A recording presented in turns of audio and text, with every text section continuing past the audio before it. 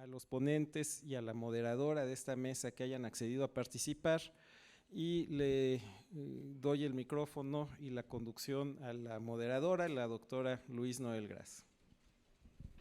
Muchas gracias.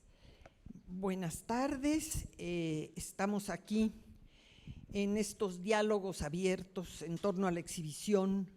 Una carta siempre llega a su destino, los archivos de Luis Barragán, y lo que nos reúne hoy aquí es precisamente este subtítulo de los archivos de Luis Barragán bajo el tema de archivos. El título de esta mesa es el Archivo Nacional y el Archivo de Artista. Y inicio presentando a nuestros ponentes del día de hoy, de su derecha a izquierda.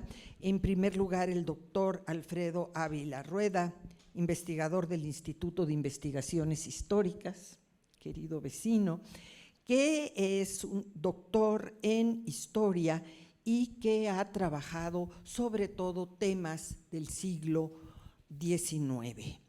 Él además ha últimamente estado muy involucrado en todo este tema de la Ley Nacional de Archivos y de toda esta problemática que ha surgido en torno a ello. Después tenemos con nosotros a Sol Enaro, maestra curadora de acervos documentales, que tiene estudios tanto en México como en el extranjero sobre este tema de curaduría, y que actualmente es la curadora de Arqueya, el acervo documental del MUAC. Tenemos después a la doctora Lourdes Cruz González Franco, catedrática de la Facultad de Arquitectura de la UNAM, que tiene una maestría en Historia del Arte, un doctorado en Arquitectura, y que tiene a su cargo la ya ahora muy importante, y digo ahora porque inició con un archivo, pero en muy pocos años es una importante colección de arquitectos mexicanos. Ella nos hablará de este tema, y para mí es muy importante hablar de en esta presentación de ella, de un tema en particular, y es que de estos archivos ella ha producido personalmente o escribiendo y coordinando a otras personas por lo menos 4 libros. Esto es importante para ver el resultado que en unos cuantos años tiene un trabajo como este al amparo de la Universidad Nacional. Finalmente presento a la doctora Lucero Enríquez, también investigadora, ella colega en este Instituto de Investigaciones Estéticas, que tiene originalmente una serie de estudios como música, después como musicóloga, y finalmente es doctora en Historia del Arte, pero ocupándose siempre del tema de archivos, sobre todo de los archivos catedralicios, a lo cual hará referencia el día de hoy.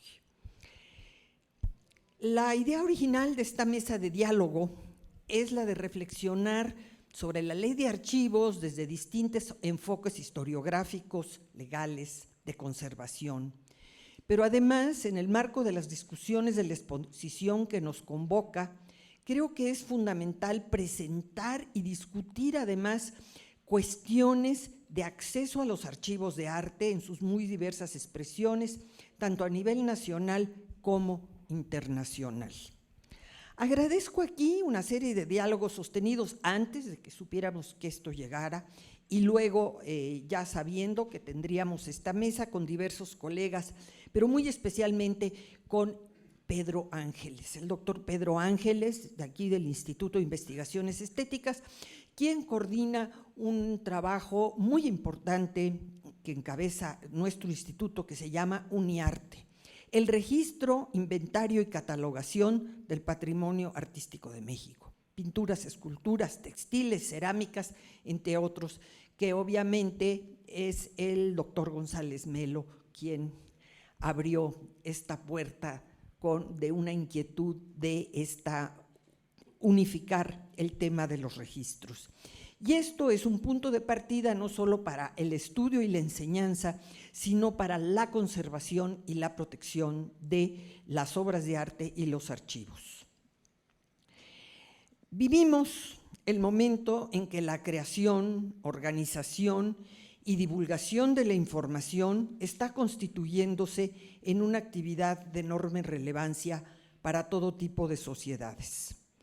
El sector cultural no es inmune a esta situación y todo tipo de instituciones que se relacionan con la memoria, archivos, bibliotecas, museos, galerías, por su acrónimo en inglés llamadas GLAM, están asociadas en esto, GLAM, GLAM, vienen paulatinamente realizando diversos proyectos, y esto es lo que a mí me ha entusiasmado mucho. Esto con la idea de tener lo que ellos llaman un acceso abierto o open access, y eso es una palabra que ya circula ampliamente en el mundo cultural, que se basa en diversas declaraciones y acuerdos del Movimiento Internacional de Acceso Abierto. Por ejemplo, la Iniciativa de Budapest para el Acceso Abierto de 2002, la Declaración de Bethesda sobre Publicación de Acceso Abierto de 2003 y la Declaración de Berlín sobre Acceso Abierto del 2003. Esto es realmente muy importante porque, claro, tiene que ver con esta apertura de accesos que nos permiten los medios actuales, Internet, tenemos que decirlo, y todo lo que realmente se puede tener en línea hoy en día.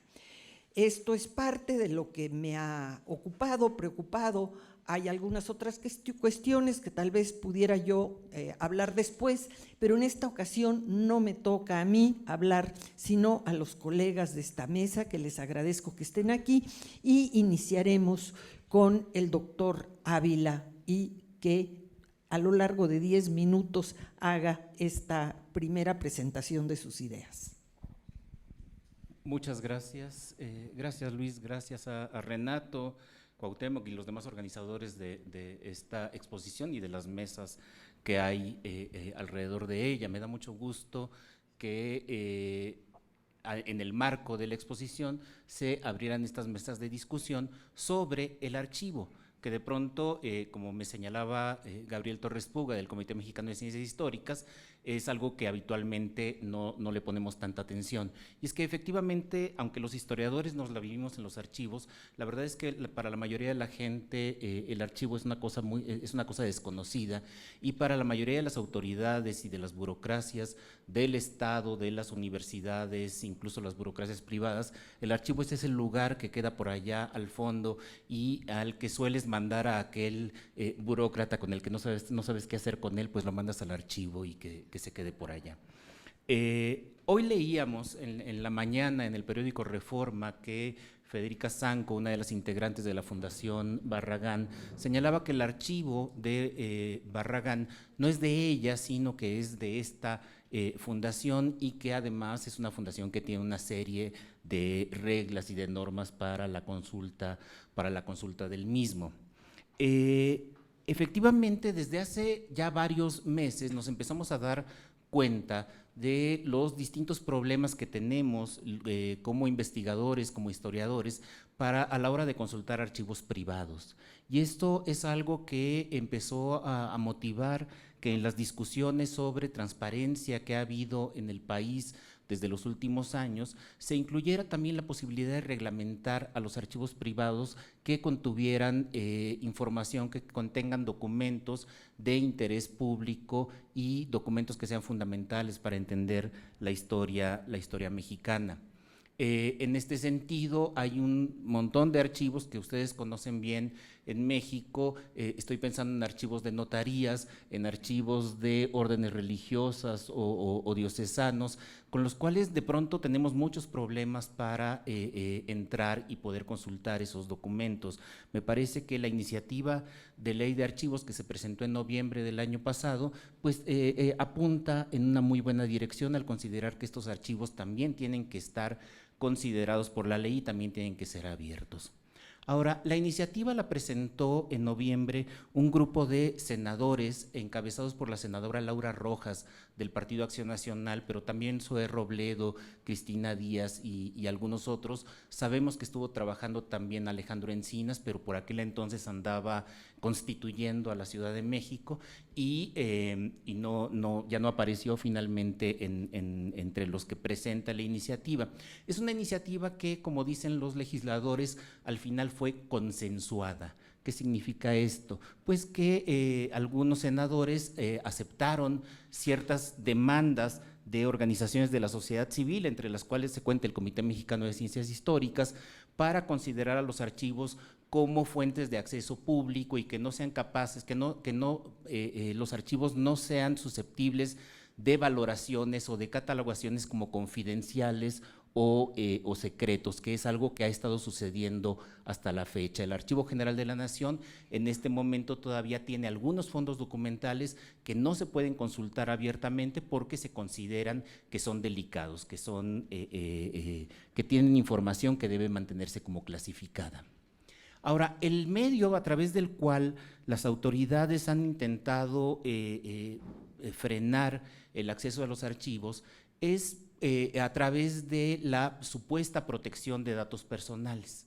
La protección de datos personales, que como ustedes saben también es una de las, se acaba de aprobar una ley general de protección de datos personales y es uno de los pilares de la reforma constitucional de 2014 para la transparencia, pues gracias a esta protección de datos personales, de pronto los historiadores nos estamos encontrando con algunos problemas a la hora de consultar los documentos. Lo que les traigo acá es una muestra de esto. Estos son expedientes del archivo de la Suprema Corte de la Justicia de la Nación que le fueron entregados a un estudiante y, como ustedes pueden ver, tiene todos los nombres propios testados, es decir, tachados. Se trata de un documento de 1846 y la intención de la persona que entregó este documento pues era, por supuesto, proteger los datos sensibles de aquellos individuos que participaron en esto, no sea que los vayamos a ofender si hacemos mal uso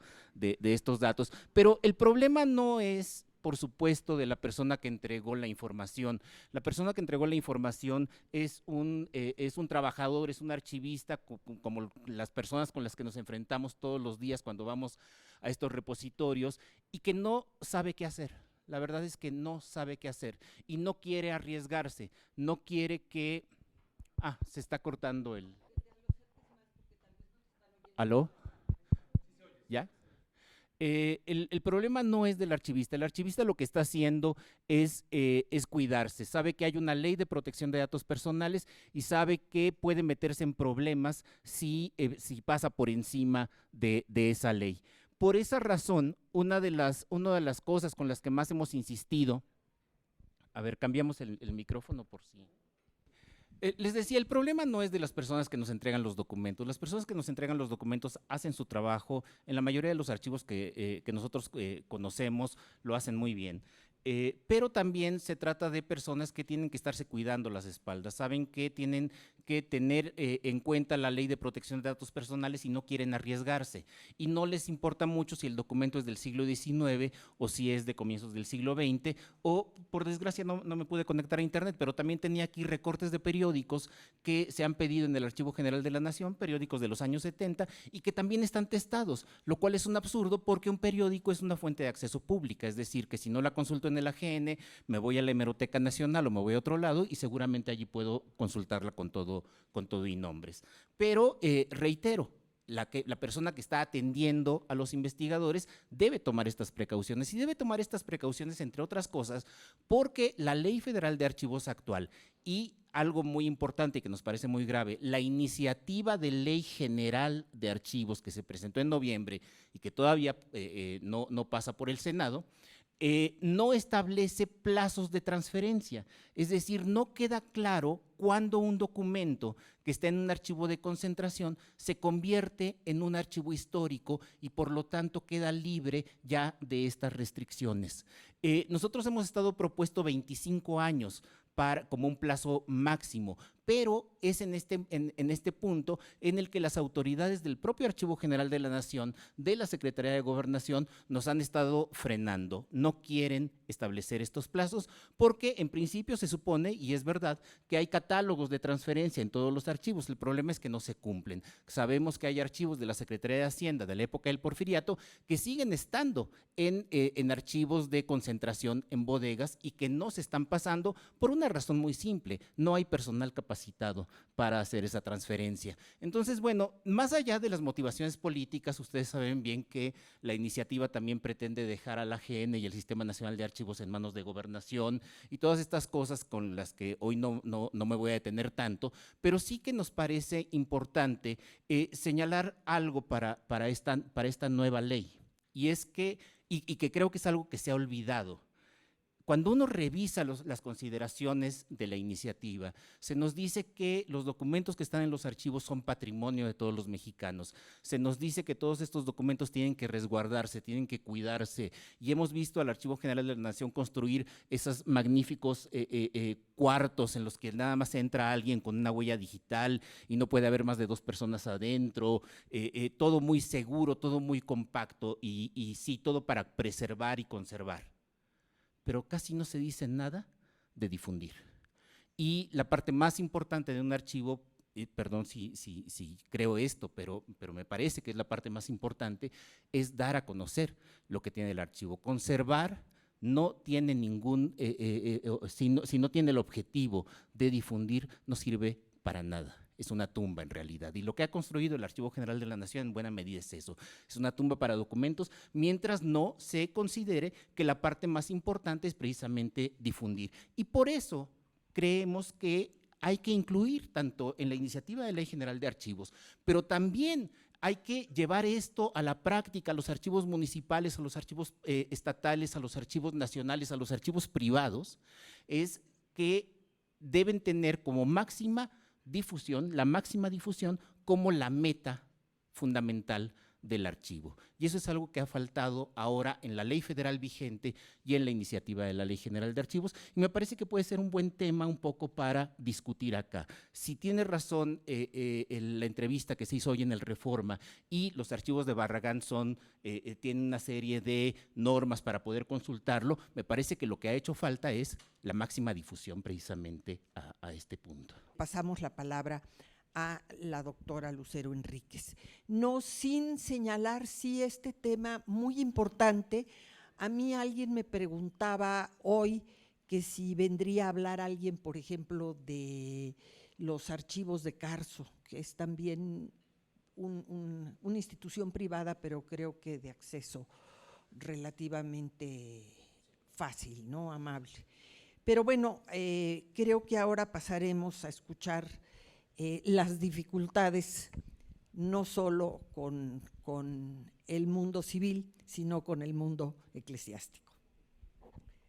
Gracias, Luis Noel, gracias a quienes me invitaron y gracias a ustedes que están aquí. El título de la exposición que hoy nos convoca es «Una carta siempre llega a su destino». Pues he de decir que no, una carta no siempre llega a su destino. Puede ser interceptada o perderse en el trayecto, por ejemplo. Pero si llega al destinatario, puede ser arrojada al basurero sin leerse, o una vez leída, ser destruida, o encerrada en un folder y guardada en el congelador de un cajón de escritorio. Si es muy voluminosa y de obligada posesión, como la Carta Magna, su destino será el entrepaño de un librero poco frecuentado. Cualquiera de los anteriores parece haber sido el destino de leyes y ordenamientos que han pretendido regular el acceso a los archivos en beneficio del deseo de saber de los ciudadanos. En realidad, poco importa. En un país no de derecho, sino de chueco, sobran unas y otros porque o no se aplican o no se castiga su incumplimiento. Si hay un ámbito donde el poder se ejerce en forma descarnada, ese es el de un archivo. Trátese de una prohibición coyuntural emitida por la Secretaría de Gobernación o de un dueño o encargado de archivo que permite o niegue el acceso a su entero arbitrio. Es ahí, más que en la calle, cuando uno busca estacionar el coche y el viene lo impide, cuando uno experimenta la impotencia, la rabia y la frustración en forma categórica. ¿Quieres saber? Y no te dejan. ¿Quieres conocer? Y te lo prohíben. Simplemente no puedes entrar y, como dicen, pues hazle como quieras. De ahí que resulten un tanto bizantinas las discusiones sobre este asunto. Bajo esa óptica, es cuestión que no tiene importancia si los archivos de una catedral, de una parroquia o de una colegiata son públicos o privados, o si son nacionales o de artista, o si están bajo el régimen de custodia o de propiedad particular. Lo cierto es que en ellos se encuentra la producción musical de un sector de la sociedad de este país, acumulada a lo largo de 5 siglos.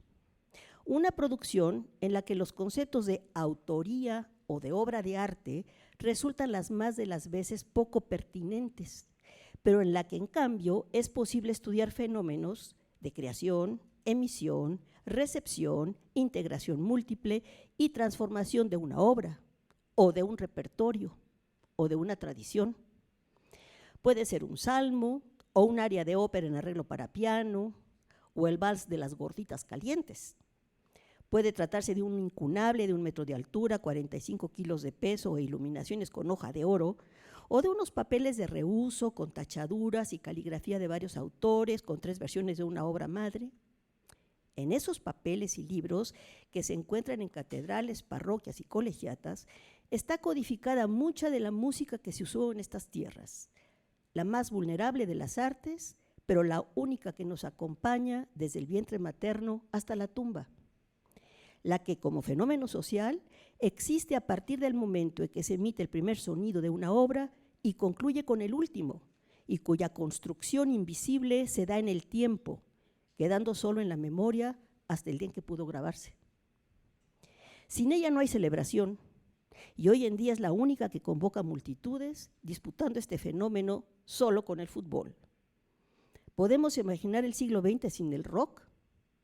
Entonces, ¿cómo pretendemos conocer una época, un país o una cultura, por ejemplo, sin saber a qué suena? Sé que es un enunciado reduccionista, pero en cuestión de archivos de música en México, hay ángeles guardianes buenos, muy buenos, y los hay malos, muy malos.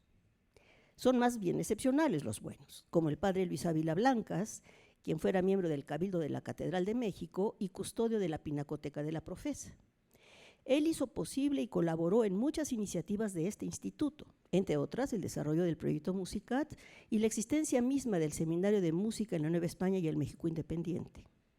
Cultura, inteligencia, generosidad y conciencia social, nacional, artística, patrimonial, todas juntas. Esas parecieran ser las condiciones necesarias y exigibles a cualquier guardián de archivo, público o privado, nacional o internacional, patrimonial o de artista. Los malos guardianes, en cambio, secuestran el archivo para sus fines e intereses personales. Niegan el acceso o te expulsan y hasta secuestran el resultado de tu trabajo si logras concluirlo.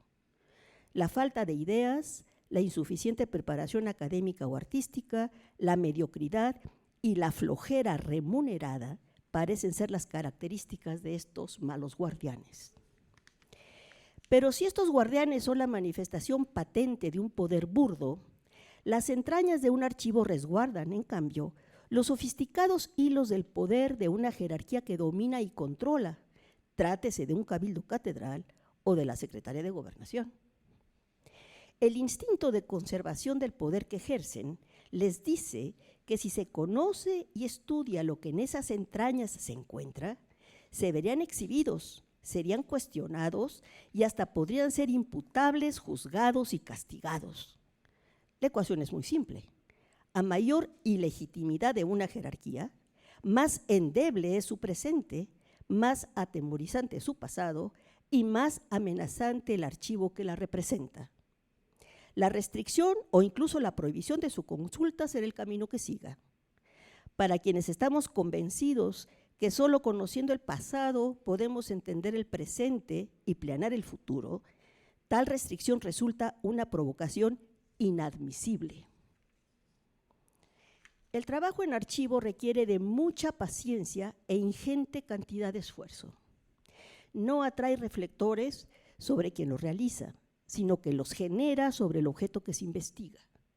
Por tanto, es impagable, salvo por instituciones no lucrativas, y solo es realizable por aquellos que lo hacemos por un interés genuino aunado a una cierta dosis de pasión por lo que se estudia. Se autoexcluyen o debieran autoexcluirse quienes buscan fama, dinero o fortuna. La necesaria digitalización y puesta en línea de catálogos y documentos históricos es hoy ineludible y debería ser exigible a cualquier institución que recibiera algún tipo de financiamiento público. Pero aún con una catalogación de tercer nivel, que no es frecuente, y una óptima digitalización, que tampoco lo es, el acceso al archivo donde se encuentra el documento monumento, como lo llama Bakhtin, es imprescindible en la generación de preguntas de investigación e hipótesis que solo una revisión profesional in situ del documento monumento mismo puede generar. Esta no sirve. Todo lo borrado no es por feo, sino por largo. Aquí, maestro Salazar. Hoy murió el gallo pitagórico a las 9 de la mañana. Pardavé, librero. Señora Castañiza. Notas casi ilegibles que aunadas a insertos, papeles adheridos, raspaduras, enmedaduras, tachaduras, sobrescrituras, etc., nos proporcionan valiosa información de distintos tipos e importancias que una digitalización de calidad o una catalogación acuciosa pueden a lo más registrar, pero no valorar ni relacionar. ¿Cómo enfrentar entonces nosotros como investigadores a estos dos tipos de malos guardianes de los que hablé, sin caer en los territorios del muro de las lamentaciones o del diván del psicoanalista? Después de transcurridos más de 15 años de mi primera aproximación institucional a un archivo catedralicio, puedo decir que ahí donde ha habido inteligencia, cultura, generosidad y conciencia histórica de parte de autoridades y encargados, como en la Catedral de México, de manera muy relevante, y en las de Durango y Mérida, en menor medida, más de 100 jóvenes provenientes de distintas disciplinas e instituciones de educación superior han hecho su servicio social, graduándose muchos de ellos y convirtiéndose algunos en especialistas regionales en asuntos relacionados con la catedral. En este terreno fértil se han publicado online hasta ahora una librería de cantorales, una base de datos y 2 catálogos, además de 3 volúmenes catalográficos en soporte papel, 7 cuadernos de investigación y 7 volúmenes temáticos. La firma de un convenio renovable UNAM, Cabildo Catedral de México, a partir de 2009 ha sido determinante, como lo ha sido el trabajo constante en el archivo y los resultados visibles del mismo. En cambio, ahí donde ha habido caprichosas cerrazones de la jerarquía, como en Puebla, o limitadas admisiones como en Oaxaca, los resultados han sido magros, por decirlo suavemente. Y ahí donde los encargados ni mirar nos han dejado, como en Guadalajara y Morelia, pues digan ustedes lo que quieran, porque su actitud ha sido háganle como quieran, pero no entran. Gracias.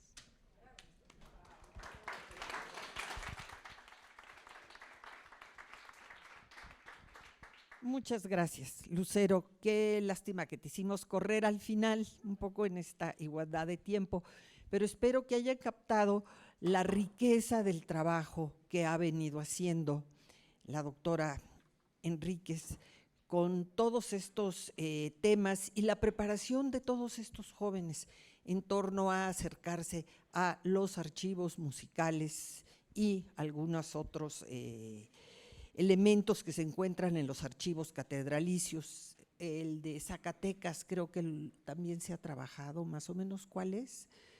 Bueno, en fin, aquí el de la Catedral de México realmente ha dado magníficos frutos, varias publicaciones, de lo cual nos sentimos orgullosos.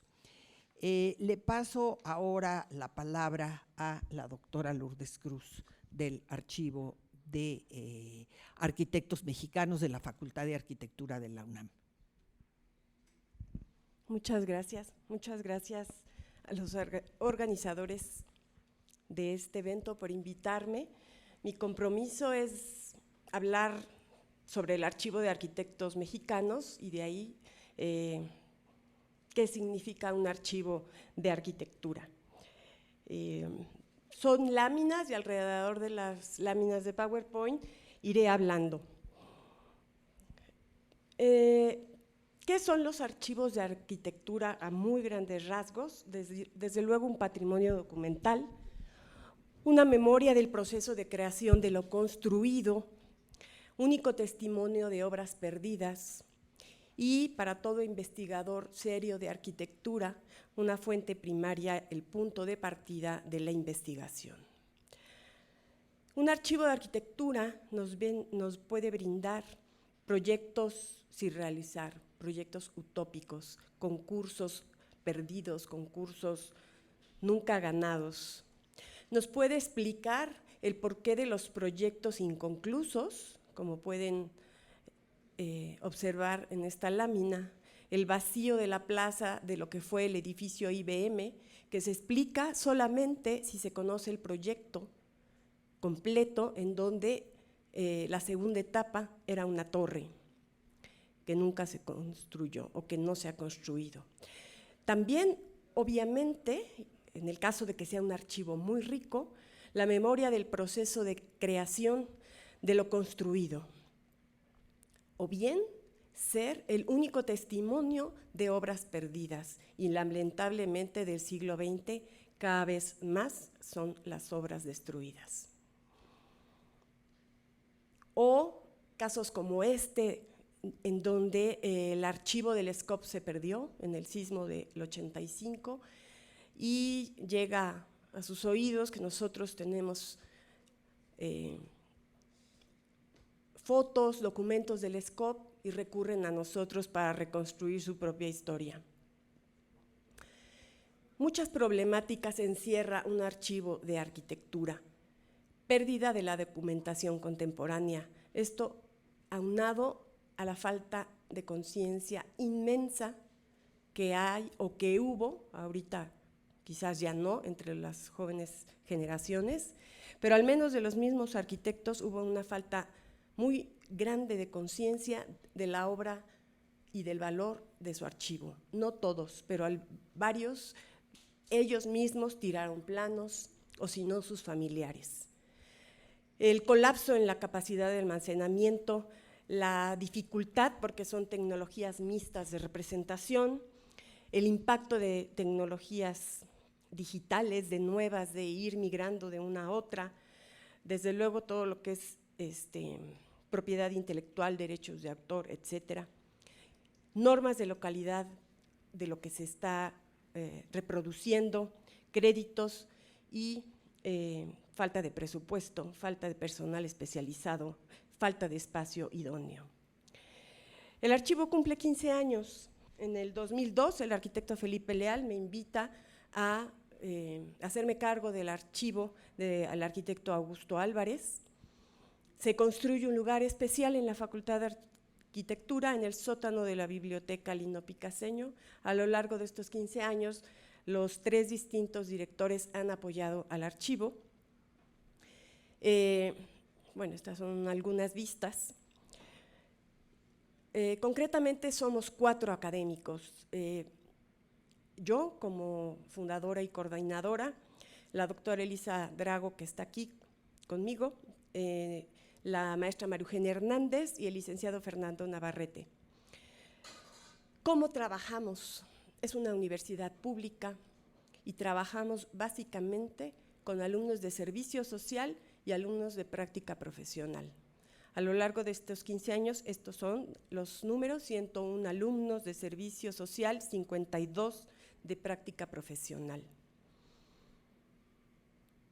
La UNAM recibe en donación, bajo la custodia de la Facultad de Arquitectura, estos archivos. Hasta la fecha van 22.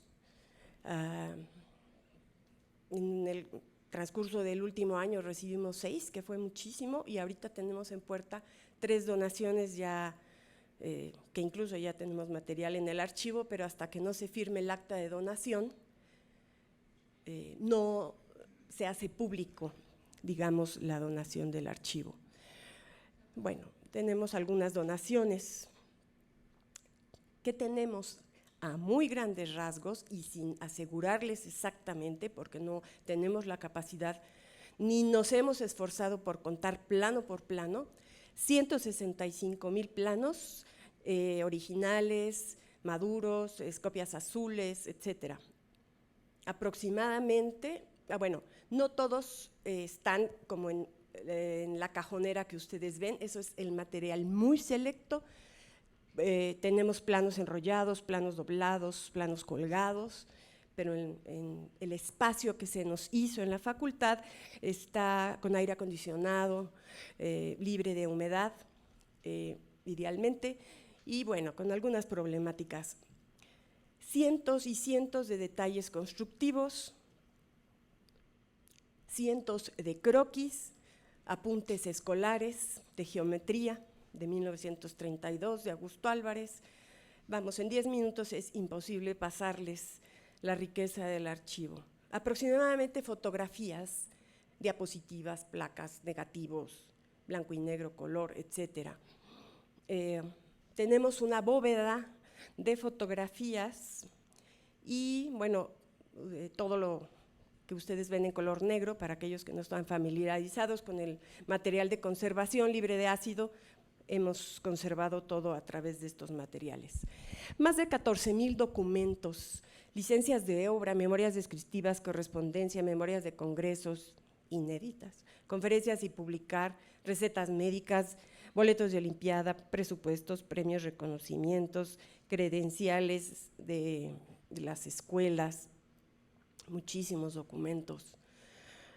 Tenemos boletos para ir a los toros, boletos para las olimpiadas, una nota maravillosa que siempre la mostramos de Diego Rivera, que era amigo de Augusto Pérez Palacios cuando estaba haciendo el estadio, diciéndole que ya tenía listos los croquis y que le guardara ahí un lugar en el juego de la UNAM y el Poli. Tenemos 1,370 periódicos, que son un material riquísimo, y muchos archivos se cruzan en información, se van completando y se ve cuando un arquitecto es socio de otro y entonces juntamos los archivos a se va complementando. Hemos ido formando, y porque lo pedimos, 2,050 libros y revistas, en donde aparece la obra del arquitecto, en donde él escribe, en donde critican su obra, etcétera. Ya voy a acabar. Instrumentos de dibujo maravillosos, 2,000 láminas de presentación, 40 maquetas, 1,910 usuarios, horario matutino. Desde luego muchísimos alumnos, tanto de la misma facultad como de otros lados, investigadores, profesores del país y de varios lugares del exterior. ¿Para qué se puede usar un archivo? Tesis de maestría, doctorado, publicaciones, exposiciones, conferencias, exploración de proyectos, estudio de técnicas de representación, cotejo de edificios análogos, restauración e intervenciones del patrimonio, préstamo de material original para exposiciones, etcétera, etcétera. Visitas especiales de alumnos que llegan entusiasmados a ver el archivo y se les arma, digamos, unas mini exposiciones, se les da el tour. Se han generado 4 exposiciones con material digitalizado, no originales, itinerantes, porque queremos que se impriman las exposiciones en Mérida, en San Luis, así ha pasado. Estas son totalmente generadas en el archivo, pero hemos participado en 17, ya sea con material digital o con material original. Estuvimos en el MoMA de Nueva York, en Monterrey. Hemos participado concretamente de la facultad con material inédito y, bueno, no todo. En lo particular hice 3 libros sobre Augusto Alio y coordiné y soy coautora de uno del Estadio Olímpico Universitario. Hemos participado con material del archivo en 60 publicaciones aproximadamente, participado en medios de comunicación y desde luego, falta de dinero, pero gracias al proyecto PAPIT, que durante todos estos años nos ha apoyado, pues hemos logrado lo que hasta ahorita hemos realizado. Es un trabajo en conjunto, un trabajo de hormiga, un trabajo incansable, pero queremos que se usen. Entonces, más allá de una perfecta catalogación, lo tenemos todo localizado para tratar de que se use, y desde luego se presta con solo a museos, etcétera, etcétera. Pues muchas gracias. Pero esta visión, pues de algo que se ha venido armando, haciendo poco a poco aquí en la universidad, y creo que es algo que nos enorgullece a todos los universitarios, el saber que el material producido por los arquitectos que estudiaron aquí está aquí y tenemos acceso para seguirlos estudiando. Antes de pasarle la palabra a la maestra Solenaro, quiero un poco hablar, por ejemplo, de este tema de la apertura de muchos otros sitios. Creo que en la UNAM un poco lo que nos ha faltado, tenemos que decirlo, son plataformas donde subir los documentos. Yo estaba viendo de las bibliotecas, por ejemplo, el sistema Gálica de la Biblioteca Nacional de Francia tiene más de 33,000 publicaciones en línea y el Getty Research Institute tiene más de 28,000, la Universidad de Heidelberg 18,000, el Museo Metropolitano casi 5,000, solo en publicaciones, además de lo que muchas de estas instituciones como el MET, como museos europeos tienen de su obra en acceso público. Creo que es hacia ahí, hacia donde debemos de ir. Creo que muchos investigadores, muchos colaboradores de esta universidad han trabajado ya en catalogaciones, en digitalizaciones. Creo que ahora tenemos que tratar de conseguir los presupuestos para tener las bases donde poder poner muchos de estos materiales y llegar, no sé si a los 33,000, pero sí a números más elevados. Adelante.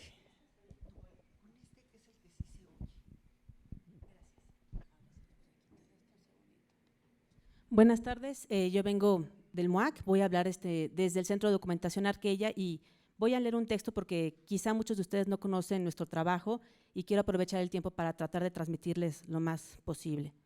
Ahorita me dicen si corre la presentación o si se desactivó.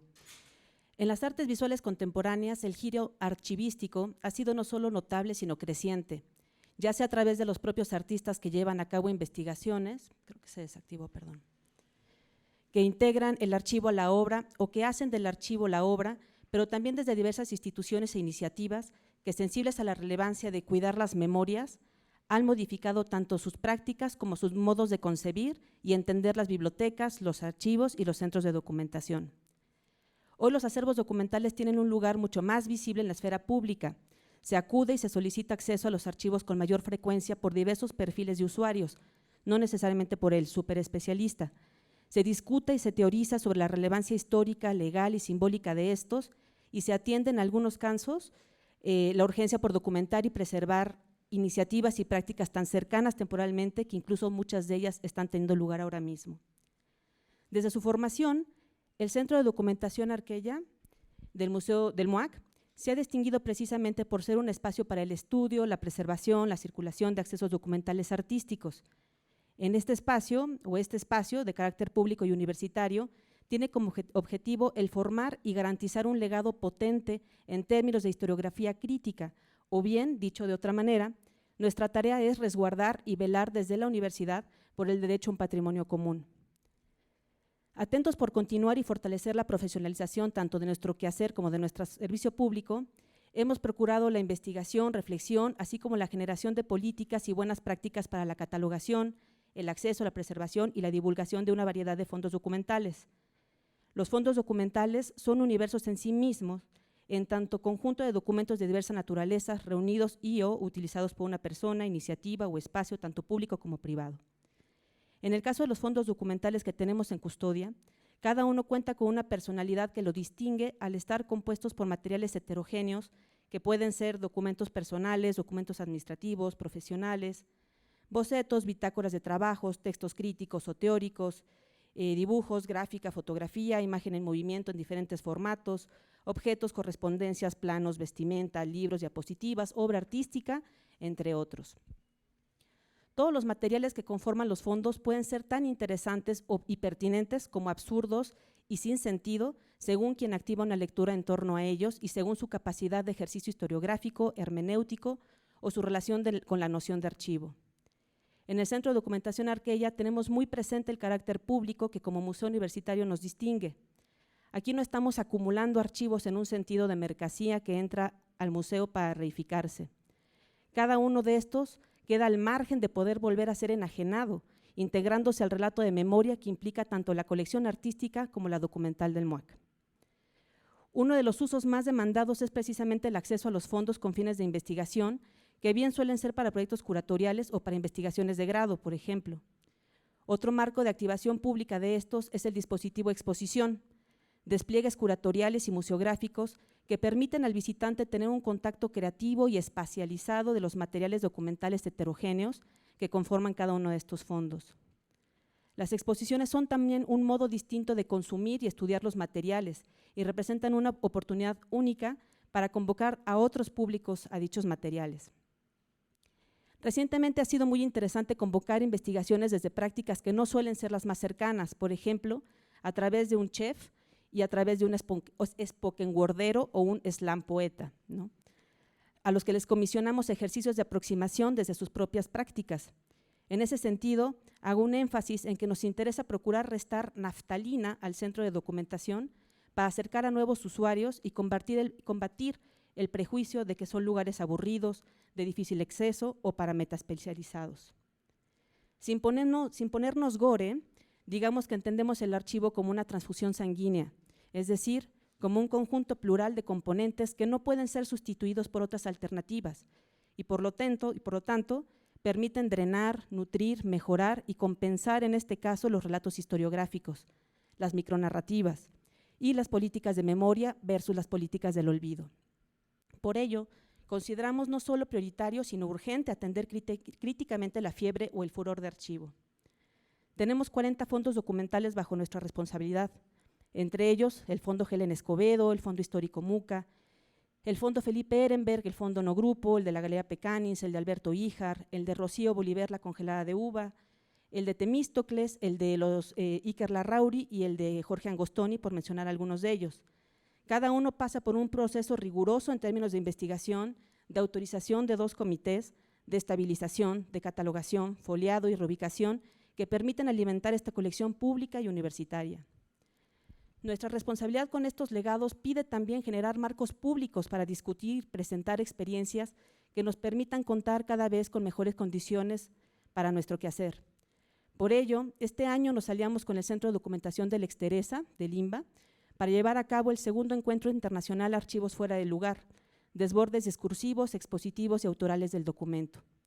El propósito es reflexionar colectivamente sobre el lugar de los archivos en la construcción de distintas versiones de la historia del arte, profundizar en lo que implica documentar y archivar el presente, explorar las complejidades de los despliegues museográficos y disertar sobre los derechos de autor, analizando las tensiones que existen entre la autoría intelectual y el uso legal. Entender los archivos políticamente como granadas de sentido cuya potencia debe abrirse, exige también contar con políticas de acceso, políticas de uso que no dejen estos acervos resguardados al extremo de no permitirse su uso, de dificultarse su acceso o de ocultarse incluso, ¿no?, de ser ocultados incluso. Compartimos cifras. De 2016 a la fecha, hemos impartido 14 sesiones públicas sobre nuestro quehacer y el lugar del archivo. Hemos calendarizado y recibido 101 peticiones de acceso a los fondos documentales. Hemos autorizado 276 préstamos para exposiciones. Hemos facilitado 126 préstamos digitales, catalogado 4.246 ítems y digitalizado 2.460. Desde luego no somos los únicos espacios o proyectos atentos a las políticas de archivo. En el plano internacional hay iniciativas cuya interpelación por el archivo es directa, por ejemplo, Archiveros Sin Fronteras, el Taller Crítica de Arte, la Red de Conceptualismos de Sur o Interference Archive, por citar algunos internacionales. Mientras que en el plano nacional podemos indicar con los que tenemos más contacto con el AGN, la Cineteca Nacional, el Centro de Documentación del Exteresa Arte Actual o en la UNAM, además de Arqueya, la Filmoteca, el ISUE, el Instituto de Investigaciones Estéticas o el Centro Juan H. en el Secut. También conocemos y seguimos la producción de artistas para quienes el archivo es un interlocutor directo, como por ejemplo Mónica Mayer, Voluspa Jarpa, Anthony Muntadas, Graciela Carnevale, Fernando Brais o Gerard Richter. Con todo esto, lo que me interesa compartirles y transmitirles es que los archivos hablan y son hoy, quizá, lo que por mucho tiempo no fueron. Hoy son parte central de los debates sobre la cultura contemporánea y el interés, la atención y el uso proviene cada vez más de una pluralidad de perfiles y sujetos. Basta con ver, por ejemplo, las exposiciones actuales del MUAC. Juan Hacha, Despertar Revolucionario, Óscar Mazota, La teoría como acción, Gil Magid, Una carta siempre llega a su destino, o Reverberaciones, arte y sonido en las colecciones del MUAC, donde en cada una de estas exposiciones o despliegues expositivos, el archivo está presente de distintos modos. El archivo está en salas, desplegados, interviniendo en la esfera pública, en contacto con públicos diversos y no necesariamente confinado a una bóveda o al mobiliario de almacenamiento restringido. Los acervos están vivos, activados. Finalmente, y para cerrar mi intervención, me permito citar un fragmento de la Declaración Instituyente de la Red de Conceptualismos del Sur, cuyo posicionamiento suscribo y permea el ánimo de Arquella en cierta manera. Estamos conscientes de que los museos, los coleccionistas y las instituciones artísticas, públicas y privadas que participan del sistema internacional del arte contemporáneo están inmersos en una fuerte disputa en torno a la visibilidad, la pertenencia y la gestión de tales patrimonios artísticos y experiencias políticas. No es gratuito, por lo tanto, que desde hace algunos años asistamos a un generalizado proceso de institucionalización y canonización de los archivos, documentos y demás restos materiales.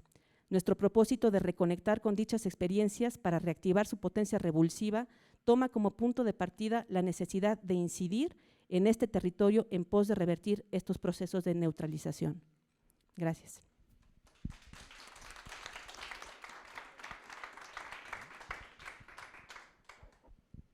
Muchas gracias. Creo que con esta presentación, la maestra Enaro, pues hemos conocido este mundo a veces efímero y que se nos escapa del arte contemporáneo y que gracias a este tipo de documentación que ustedes mantienen, se puede decantar y se puede estudiar. Creo que eso es algo fundamental para el arte contemporáneo y me parece muy bien, o por lo menos hasta donde yo lo llego a ver, la forma como lo están llevando. Vamos a tener un primer debate con los participantes en esta mesa. A los asistentes les dieron hojitas por si querían hacer alguna pregunta, si me la quieren hacer llegar. Sí tenemos algo de tiempo más adelante. Esto está programado para que tengamos espacio para 1 hora más, así que creo que tenemos tiempo para un buen debate, eso sí, pidiéndole a todo mundo una brevedad dentro de sus intervenciones. Entonces, no sé si ustedes quieran decirnos algo más, insistir, reclamar a alguno de las personas que están aquí en la mesa con ustedes.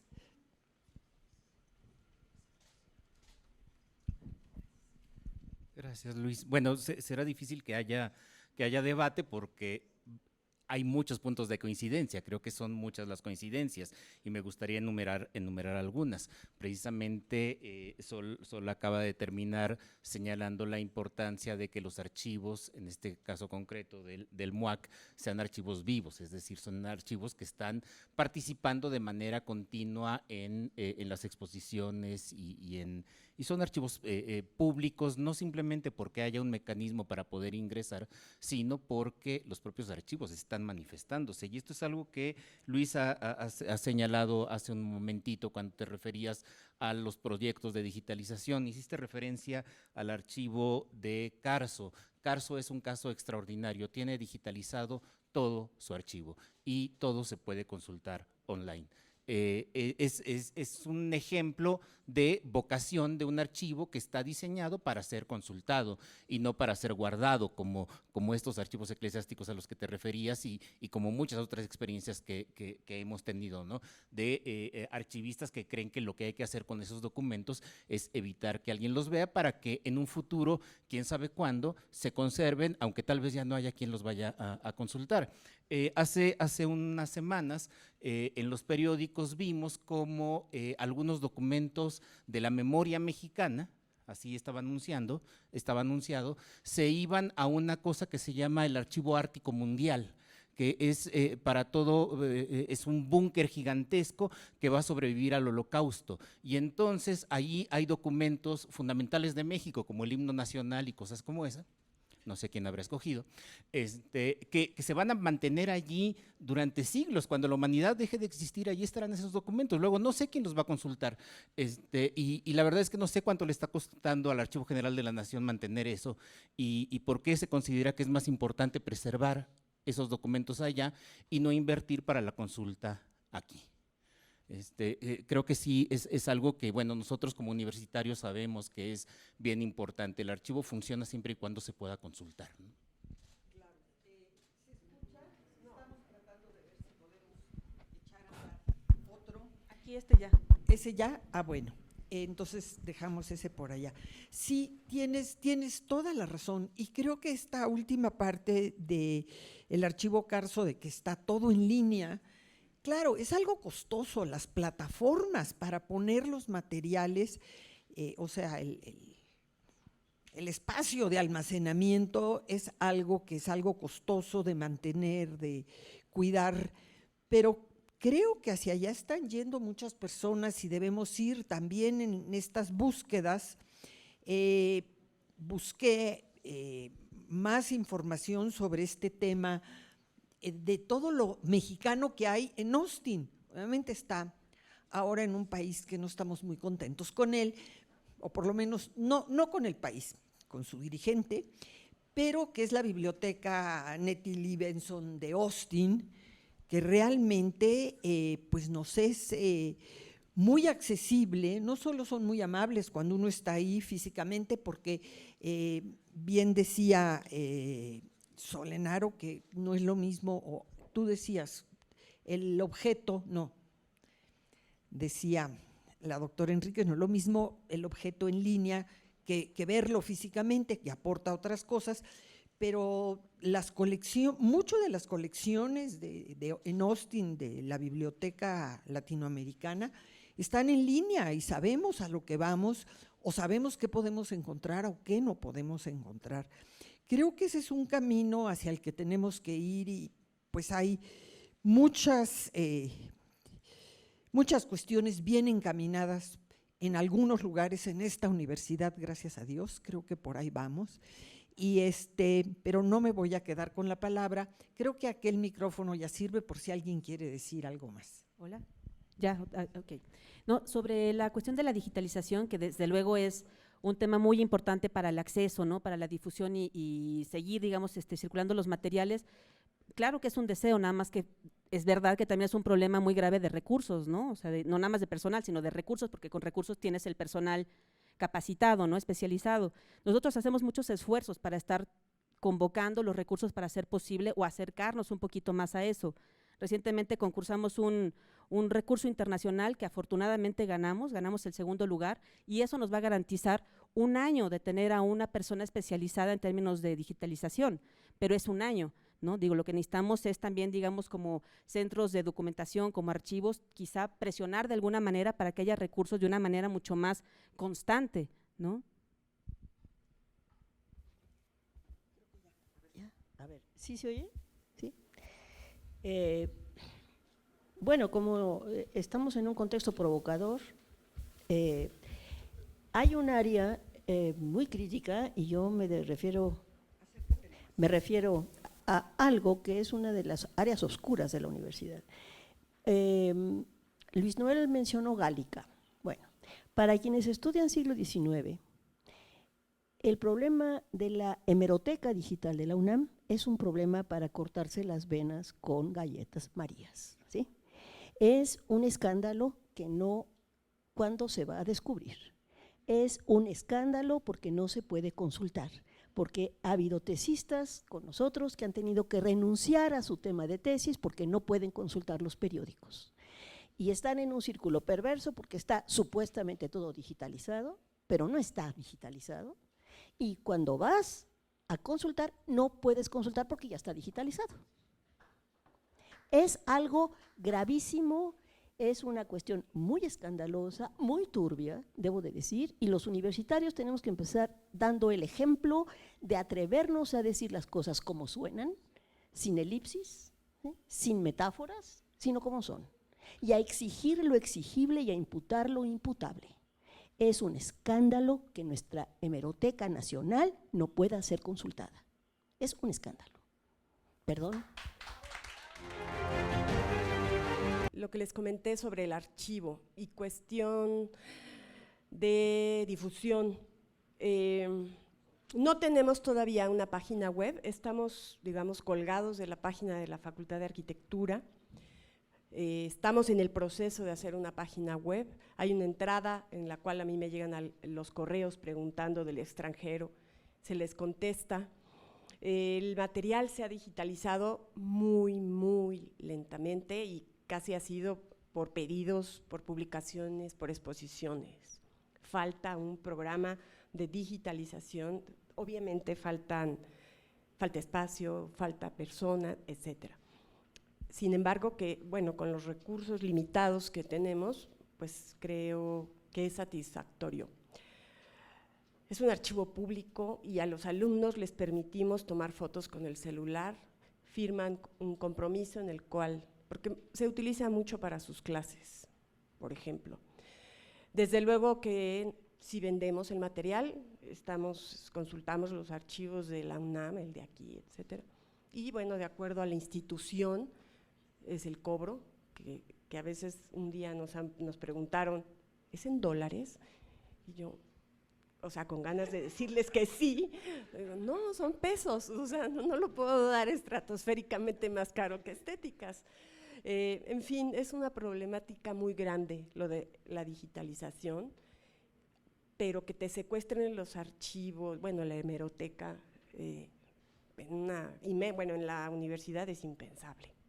Pero bueno, nada más para complementar. Sí, adelante. A mí me gustaría sugerirle a Lourdes que no diga que los chicos pueden llegar a tomar fotos porque en la Biblioteca Nacional no se puede hacer eso. Por ejemplo, porque patrimonio de la universidad lo prohíbe. Y allí también hay un problema muy serio que está vinculado con lo que Lucero señalaba hace rato. Pero tiene que ver también con otro problema, y es el problema de la digitalización es importante, la digitalización es un medio excelente, pero eso no debe suplir la consulta de los documentos. Y eso es algo que de pronto ocurre. Gabriel Torres, que está muy inquieto allá atrás, y él es el más importante especialista en la Inquisición, lo sabe muy bien. Prácticamente todos los documentos de la Inquisición en el AGN están digitalizados, mal digitalizados. Pero como están digitalizados ya no puedes ir a consultarlos. Bueno, podemos pasar a algunas preguntas. A ver, le hacen una a Lourdes y después… ¿Podría decirnos si tiene la información cuáles otras instituciones privadas o públicas conservan o adquieren archivos de arquitectura? Pues en la pasada mesa de debate se informó que no hay preservación de archivos de arquitectura en el país. Bueno, obviamente solo conozco parte. Sé que el instituto tiene un archivo de arquitectura, no lo conozco. El coordinador es el doctor Enrique de Anda. Conozco los archivos de Bellas Artes, donde hay planos, bueno, a lo mejor miento, de Del Moral, de Segura, de Carlos Obregón Santacilia, no son muchos, obviamente de Adamo Boari, de la UAM Iztapalapa, Azcapotzalco, los archivos de Juan O'Gorman y Enrique Yáñez, me pueden soplar, y parte de los del arquitecto Macheto porque están en Estados Unidos. Los de Candela están en Nueva York y una parte menor de su primera etapa en el archivo. En La Salle, el de Vladimir Caspé. En San Luis Potosí, la universidad de la cual yo tengo buenos amigos y los apoyamos con información, con proveedores, etcétera, han hecho un centro de documentación interesantísimo, tienen un espacio idóneo, varios archivos ya, me metí a la página para esta mesa y bueno, es un trabajo que han hecho. Falta mucho por hacer, efectivamente. Y bueno, desde el TEC tienen las fotografías de Mario Pani en Monterrey, ya están en línea, y no sé si alguien más. En Mérida tienen buenas Archivos, cosas pero también. Sí. Sí. Y bueno, de universidades públicas, no sé si en los estados, solo sé, o sea, puedo afirmar que en la de San Luis Potosí, porque conozco el lugar, y no sé si hay alguien privado que haya comprado archivos, pero no, sí hay varios, sí hay varios. Considero, y bueno, no porque coordine yo el archivo, que el archivo de la Facultad de Arquitectura es el principal del país. Bueno, hay una pregunta para cualquiera de todos ustedes, de parte del doctor Medina, espero poder leerla. ¿Es normal que un archivo se mantenga cerrado hasta que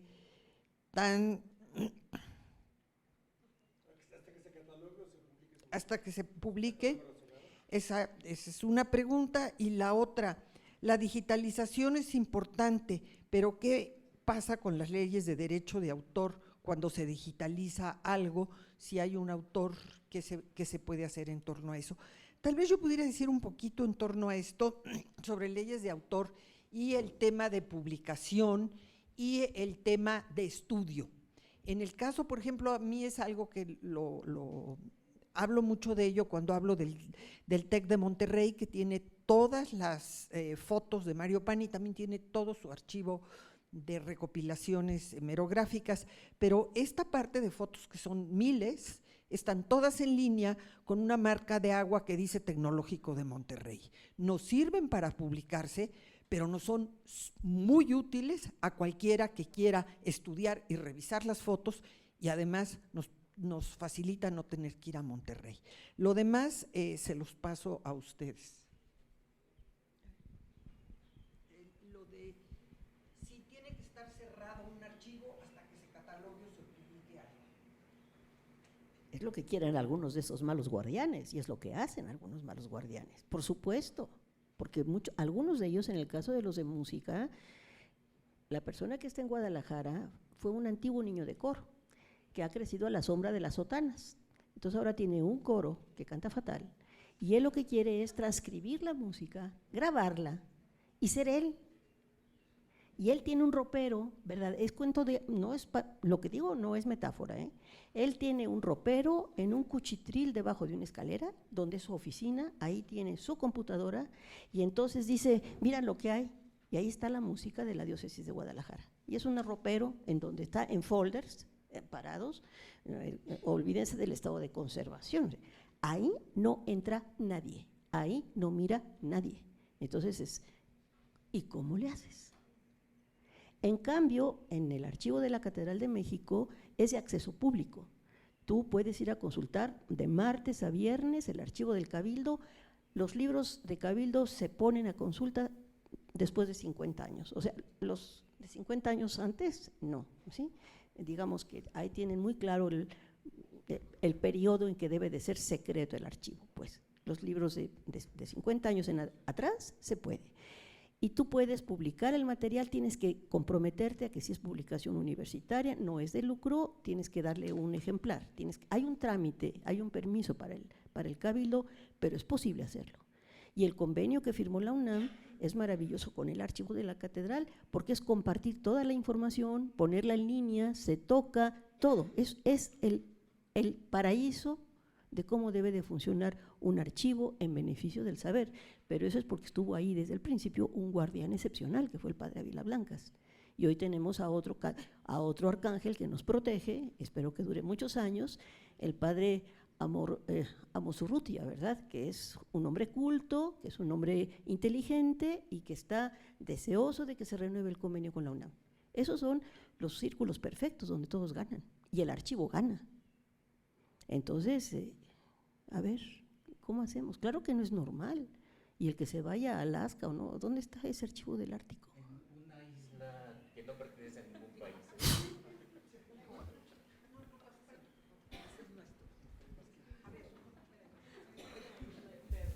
Aquí hay una pregunta que me hacen a mí, pero se la voy a pasar a Alfredo, que dice, ¿puede darnos detalles de cuáles son los archivos que posee la Universidad de Austin, cómo llegaron ahí y si hay otros en Estados Unidos? Él es un gran historiador, él sabe mucho más. Yo he ido a Austin a ver cuestiones de arquitectura y yo estoy segura que él nos hará una descripción. Espero que sí. Hay muchísimos archivos, no me atrevo a decir solamente algunos. Hay, por supuesto, del siglo XIX. Yo soy feliz allí consultando las colecciones de Riva Palacio, las colecciones de Genaro García, de Hernández y Dávalos. La colección Genaro García, además, es una reunión de colecciones. Los papeles de Valentín Gómez Farías, los de Lucas Alamán, los de Agustín de Iturbide, los del Loco, del Padre Mier, todos están allí dentro de este Genaro García. Hay además archivos del siglo XX, hay fragmentos, no es tan completo, pero hay cosas de Edmundo Gorman, hay algunos otros archivos, hay archivos coloniales también muy importantes. ¿Cómo llegaron allí? Llegaron de muy diversas maneras, pero la historia nos puede parecer conocida. Habitualmente coleccionistas como Juan Hernández y Dávalos, que de pronto deciden heredar a sus viudas o a sus descendientes los archivos y no heredarles dinero. Entonces estos tratan de vender los archivos y en muchas ocasiones ha sido la biblioteca de Texas en Austin la que termina comprándolos. Debo decir que, aunque por supuesto yo quisiera que esos archivos estuvieran en México, pero debo decir que la biblioteca, la colección Nettie Lee Benson es extraordinaria, ofrece todas las facilidades para la consulta, es en verdad un placer ir a trabajar allá. Puedes trabajar los sábados y los domingos, y como el clima de Austin siempre es tan malo, entonces meterse al archivo ayuda mucho. Sí, de verdad, no andas distrayéndote como en otras ciudades, ¿no? Entonces, sí, hay otros y hay muchos, y en los lugares más insospechados. O sea, por supuesto, bueno, Luis ya había hablado de Nueva York, por supuesto. Boston, la Universidad de Harvard tiene una colección de panfletos latinoamericanos lindísima que además está poniendo en línea. La Universidad de Tulane en Nueva Orleans tiene también una colección latinoamericana bien importante, que yo me he llevado la sorpresa con esa colección latinoamericana. Para historia de Centroamérica de la primera mitad del siglo XIX hay que ir a Tulane, no a Centroamérica. Hay que ir a Centroamérica también, pero la mayor parte de los documentos están en Tulane. Y como esto hay en muchos otros lados, en California, por supuesto, la Bancroft, que tienen cantidades enormes de documentos y que, hay que decirlo, también están muy bien catalogados y de fácil consulta.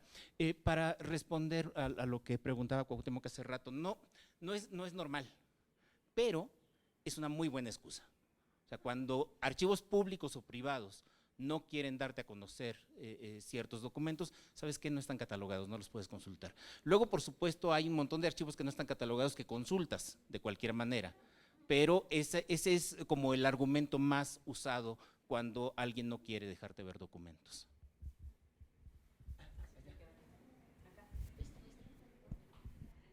Sí, suena un poco como comercial, y es un poco comercial. Yo creo que una asociación que ha hecho mucho por los archivos es ADAVI, porque ellos realmente hacen un esfuerzo y apoyan desde el archivo del béisbol, porque Alfredo Harpe es un apasionado del béisbol, hasta la planoteca del DF, ¿sí? Claro, ellos dan el apoyo pensando siempre en que te doy un peso y tú pones al otro. El problema también siempre con catalogar, y de veras es una ciencia muy malentendida, porque antiguamente yo le oía a una colega investigadora, decir que no, ese es un trabajo de estudiantes o de técnicos académicos, con un desprecio. Y la verdad es que yo, al menos en lo personal, he aprendido de un archivo tanto, mucho más que de algunos libros, puedo decir. Entonces, lo que pasa es que es muy difícil catalogar, ¿sí? Porque se puede uno perder en lo prolijo o puede uno perder lo esencial. Entonces, hacer síntesis catalográficas es el mejor ejercicio para un estudiante y para un profesional de análisis y de síntesis, ¿no? Entonces, Adavi lo que hace es que patrocina, pues que se desempolven, que se conserven ciertos parámetros elementales de conservación y pues digamos que inventarios, no son catálogos, pero al menos sabe uno dónde está parado. Y realmente ha hecho un esfuerzo y un trabajo muy meritorio porque aman. Isabel Grañén y Cicero Estela realmente aman los archivos y uno tiene que amar los archivos, ¿sí? Es la verdad. Y es muy virtuoso, eso es un trabajo muy virtuoso y muy loable, creo yo. Para complementar lo que preguntaron sobre la catalogación completa para poder consultar un archivo, en el caso del archivo de arquitectura, puede ser tan extenso el archivo de arquitectura que puede estar cerrado varios años, ¿no? Si hay 2 personas o 3. En el caso del archivo de la facultad, hacemos lo que le llamamos primera catalogación, que es saber qué hay, cómo llegó, si tiene hongos, ordenarlo. Puede pasar 1 año o 2, los dejamos, pero ya sabemos qué hay, ya sabemos que lo podemos prestar, lo pueden consultar. La segunda catalogación puede venir después de un tiempo porque nos llegan archivos y es ir depurando, ir numerando, ir viendo que realmente todos los planos sean de esa misma obra y así nos vamos. Con Augusto Álvarez vamos con la 5ª catalogación y seguimos encontrando a veces, y este plano, o sea, este plano no es de aquí, o sea, entonces, obviamente es un archivo público, entonces tenemos la obligación, o sea, son donaciones, las familias los donan pensando para que se usen, entonces, bueno, pues la facultad tiene ese compromiso. Un par de cositas. Hola. Estoy muy de acuerdo contigo. Creo que sí, Adavi es fantástico y ha sido un gran aliado para muchos de nosotros, pero insisto en que creo que tiene que haber presupuestos también etiquetados de las propias instituciones, ¿no? O sea, que crezcan también el número de plazas, ¿no? El presupuesto para adquirir, para trabajar, porque claro, Adavi está ahí, pero o sea, tendría que haber como un flujo constante de la propia institución universitaria en este caso, ¿no? Y sobre el perfil también de los catalogres, también estoy de acuerdo. O sea, tienen que tener un perfil muy particular. Imagínate también, cada uno tiene sus personalidades, pero en los casos de los acervos que tiene el museo, pues vieron ahorita algunas de las imágenes, hay juguetes, ¿no? Hay objetos sexuales, hay mapas, o sea, hay una variedad de cosas muy, muy, muy inusitada. Y necesitamos también personal que realmente sea sensible, ¿no? Que tenga un interés por la construcción de la cultura contemporánea, o sea, que quiera también trabajar en equipo, ¿no? O sea, que podamos también incluso inventar nuevas categorías para este tipo de cosas como tan fuera del lugar común, ¿no? Yo creo que hay un verbo que funciona, hay que seducir y enamorar a la gente. Bueno, aquí vi hace rato entrar a Julieta de nuestra sección de archivos, yo creo que ya se fue, no lo sé, pero creo que las instituciones y nosotros en la UNAM tenemos que revalorar lo que es el trabajo archivístico, en verdad, además de que tiene que haber plazas para ello, ¿sí? Porque bueno, porque sí es una ciencia, es un arte, es una disciplina de enorme rigor, ese es el problema, y requiere mucha talacha, mucho trabajo, mucho, es fascinante. Y es ahí sí, ars longa vita brevis, alguien me regaló de que este cuarto, que lo tengo en mi refrigerador, pero me lo voy a llevar al archivo, porque verdaderamente a mí en lo particular me van a amarrar con una cadena a las mesas del archivo de catedral, porque nunca terminamos, porque no puedo hablar en primera persona, somos muchos, pero los muchachos se enamoran del archivo. Entonces, la seducción en una primera instancia, torcer el brazo en segunda instancia y luego solito uno se va, ¿sí? Pero las instituciones deben de ayudar, con becas, con plazas, y tenemos que hacer valer esto, ¿no? Y publicaciones eventualmente Ah, también. claro, bueno, Me han hecho unas preguntas a mí, yo las estaba dejando un poco que hablaran mejor los demás, pero parece ser que quieren que yo diga algunas cosas sobre este tema. Graciela Latorre me pregunta, ¿alguno de ustedes ha tratado de consultar el archivo de Barragán? Y Ana Ábalos me pregunta que cuál fue mi experiencia para publicar mi libro de Luis Barragán en el 2004. Yo nunca he podido consultar el archivo. Una vez fui y me abrieron 2 cajones, curiosié. Anterior a eso yo había escrito varias cartas, siempre me decían que estaban en catalogación y que no se podía. Sin embargo, una serie de grandes investigadores de la arquitectura, como Bruno Sevi, como Kenneth Frampton, estuvieron invitados a un momento dado a que vieran la maravilla que era esto, y todos dijeron, ¿y dónde está Luis Noel, que es la que sí sabe de esto? Entonces fue cuando se dio cuenta la directora, que dice que no es, pero que es la directora, pues que necesitaba acercarse a mí. En ese momento sí se acercó a mí, yo la ayudé, le abrí puertas, le dije en México dónde estaban las cosas, qué eran las cosas, cómo eran las cosas, porque el libro del 2004 es una reedición, el libro original es de 95 o 94, no me puedo acordar, y aproveché para hacerlo en el momento en que se iba a vender el archivo. Yo dije, este es el momento en que yo lo puedo publicar, los derechos de autor no los mantiene, entonces cuento nadie, y lo publicó la UNAM. Después se publicó en Italia y ya para el 2004 fue una reedición, momento en el cual no me pudo decir nada porque claro, de cierta manera me debía que yo la había apoyado y ayudado a muchísimas otras cuestiones. Después he tratado de publicar otras cosas y ha sido absolutamente imposible. No se lo he pedido yo directamente, pero no se ha logrado.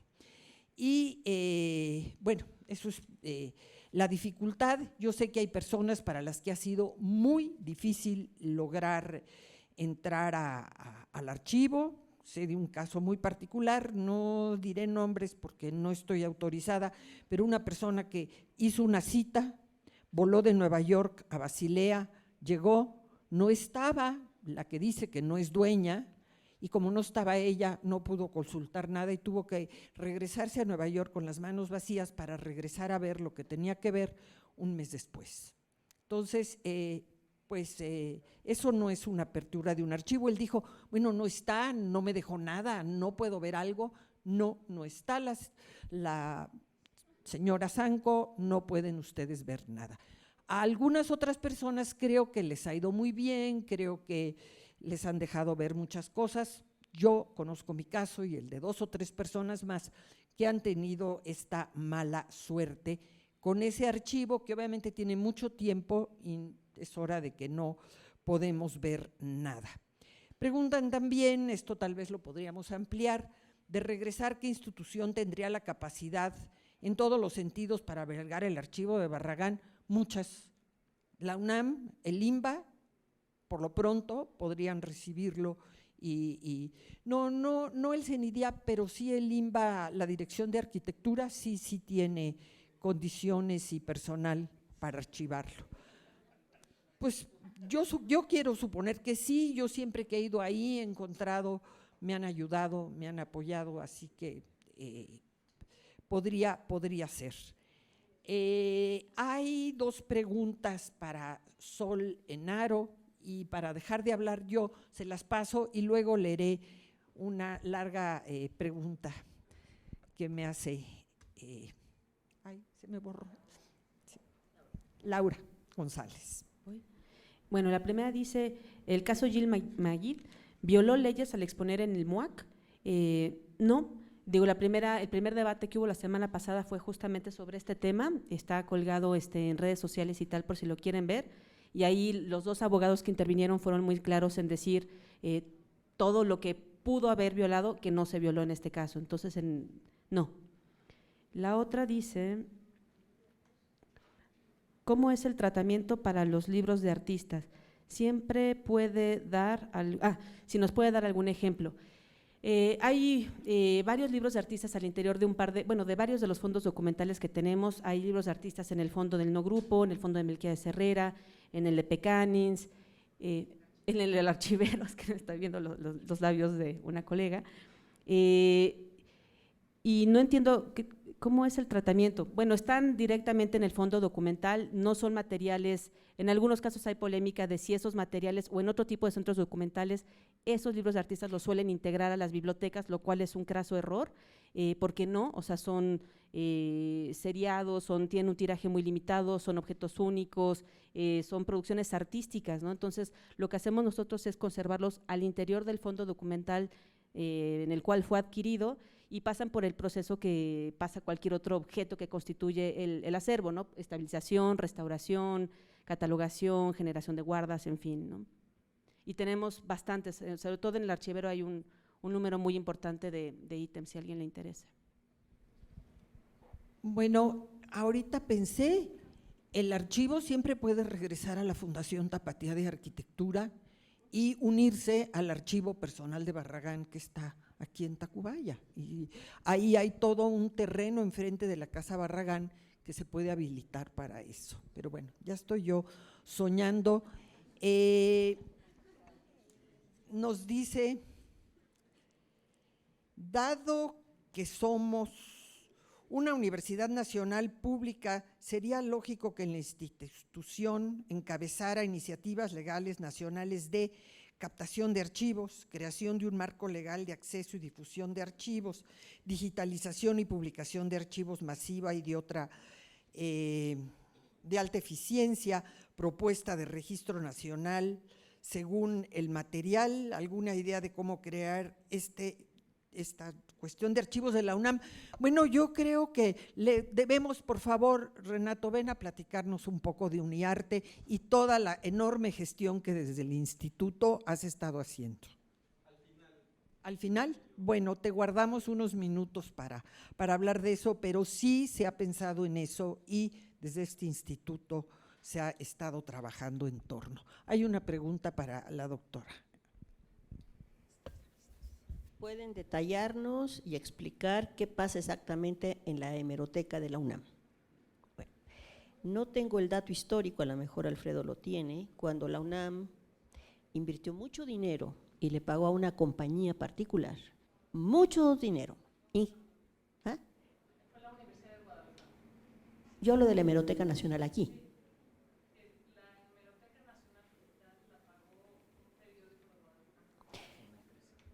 Hasta donde yo sé, la compañía que recibió el dinero, ¿sí?, por digitalizar la Hemeroteca Nacional, recibió mucho dinero por ello y no hizo los sistemas de búsqueda. Los sistemas de búsqueda no funcionan. Y el dinero, yo sé que lo pagó la UNAM porque, bueno, eso es la parte que yo conozco de la historia, porque, bueno, me lo dijo alguien que trabaja en Biblioteca Nacional, y es un proyecto que es sumamente turbio en términos de transparencia y en términos de usos de recursos y en términos de que hay muchas personas involucradas que han estado en la jerarquía de la UNAM que no se toca y no se habla y no se compone. El problema es que los sistemas de búsqueda no funcionan. Entonces no sirve, es muchísimo dinero empleado y eso no sirve. Y si vas a la hemeroteca y quieres consultar, no puedes consultar porque ya está digitalizado. Y la consulta es inenarrable desde un punto fuera de la universidad. Si tú quieres consultar en tu casa, en Gálica, tú pones un impreso de 1834, te sale, es maravilloso. Ese es un ejemplo de cómo funciona una hemeroteca nacional, Gálica, desde tu casa. Para poder consultarla en tu casa, la Hemeroteca Nacional, vete a tomar un café porque verdaderamente no sirve. Tienes que consultarla aquí y eso muy relativamente porque realmente las maquinarias de búsqueda no son útiles, ¿sí? Y sí se invirtió, hasta donde yo sé, dinero de la universidad en eso. Es un proyecto costoso y no claro. Bueno, sí, un par de precisiones. Ya se puede consultar también desde cualquier red, ya no es necesario venir hasta acá, aunque efectivamente el buscador es muy deficiente, hay muchos problemas. Hubo desde un inicio problemas con el tipo de contrato que se hizo, más allá del dinero que se pagó. En un inicio solamente se podía consultar en una empresa que es la que tiene un periódico que se llama El Informador de Guadalajara. Después se consiguió que se pudiera consultar acá en las instalaciones de la Biblioteca Nacional, pero a esto hay que agregar otro problema, que es el del propio patronato universitario, que también impide la reproducción o la consulta de estos materiales online, porque considera que son patrimonio de la universidad y que se tendría que pagar alguna clase de derecho por eso. Es un tema muy delicado, porque a veces se nos olvida que es Hemeroteca Nacional y Biblioteca Nacional, no Biblioteca de la UNAM. Pero bueno, existe ese problema allí, y esto me gustaría vincularlo con la otra pregunta que se hizo, que si la UNAM sería capaz de diseñar un programa de digitalización, rescate. Sí, por supuesto, la UNAM podría hacerlo, pero tampoco debemos quitarle al Estado la responsabilidad que tiene de hacer estas cosas. Es decir, hay un Sistema Nacional de Archivos que más o menos funciona. Hay un Sistema Nacional de Archivos que, con la iniciativa de ley de archivos, va a quedar en manos de los secretarios de gobierno de los estados, de la Secretaría de Gobernación, de la Secretaría de Hacienda, la Secretaría de la Función Pública, y con la participación de unos 3 o 4 académicos. Es decir, las decisiones terminarán tomando las personas que tienen otra clase de intereses, no intereses por la preservación de todo esto. Decía Luis hace un momentito, soñando efectivamente, se puede habilitar un terreno, sí, pero también falta la voluntad. No solamente en este caso de una parte interesada, sino también la voluntad del Estado mexicano, y es algo que a veces se nos olvida. Yo sí estoy muy a favor de que haya una ley general de archivos, porque creo que esta ley podría solucionar muchos de estos problemas. Archivos privados, sí, perfecto, pero si lo que tienes allí es de interés público para la memoria nacional, eso se tiene que abrir al público. Que no está todavía catalogado, te damos asesoría para que lo catalogues, y si no puedes, entonces el Estado se hace cargo de eso. Sí, hay que promover esta ley. Pero también es verdad que, como está presentada la iniciativa, que no tiene plazos de transferencia, que pretenden dejar al AGN bajo el manto de Gobernación, con el argumento de que Gobernación es el que le da recursos al AGN, aunque después te enteras que para este año su presupuesto fue de 70 y tantos % menos que el año pasado. Porque claro, hace rato decían, bueno, los archivos son como la colita. O sea, los archivos, incluso en nuestras instituciones, son como la parte menos importante, la parte que dejamos siempre al último. Entonces, cuando viene un recorte fuerte a una secretaría de gobierno en un estado, cuando viene un recorte fuerte a la Secretaría de Gobernación, no le van a quitar dinero a la policía, no le van a quitar dinero a todas estas cosas, le van a quitar dinero a los archivos. Y efectivamente hace falta más presupuesto, hacen falta plazas. Que yo sepa, el único archivo histórico que tiene plazas de académicos para trabajar en el archivo es el Archivo Histórico de la Universidad. El AGN no los tiene personal de confianza, y entonces cuando cambia la administración corren a todos y traen a los amigos.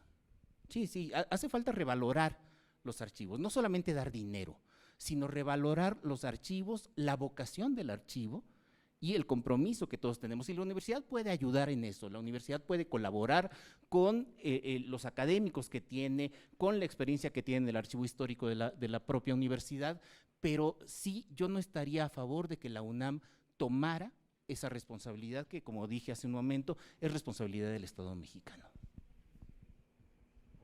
Gracias. Pilar García quería preguntarnos algo.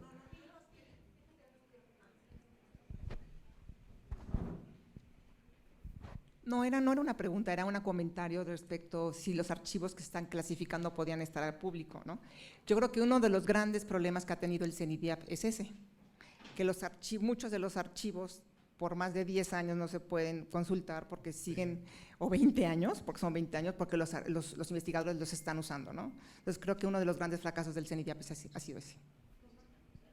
Sí, definitivamente. Y sin embargo, creo que si hay voluntad, sí se le puede dar a la persona a consultar. Tiene que ver con ese problema de que hay quienes se sienten dueños de un personaje o de un tema, y con ese pretexto no dejan que otras personas lo trabajen.